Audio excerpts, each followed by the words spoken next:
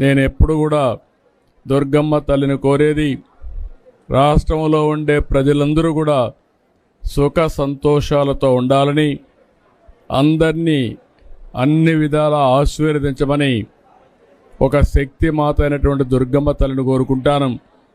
ఈరోజు ఈ యొక్క పవిత్రమైన దినాన నేను కోరుకున్నది ఒకటే, ఈ రాష్ట్రంలో ఉండే ప్రజలందరూ కూడా ఆనందంగా ఉండాలి, ఆరోగ్యంగా ఉండాలి, వాళ్ళ సంపద కూడా పెరగాలి.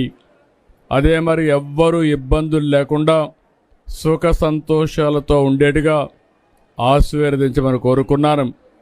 ఈరోజు ఇక్కడ చూస్తే మేనేజ్మెంట్ కూడా చాలా సిస్టమేటిక్గా పనిచేస్తున్నారు. ఇప్పటికి 8 లక్షల మంది భక్తులు వచ్చి దుర్గమ్మ యొక్క ఆశీస్సులు తీసుకున్నారు.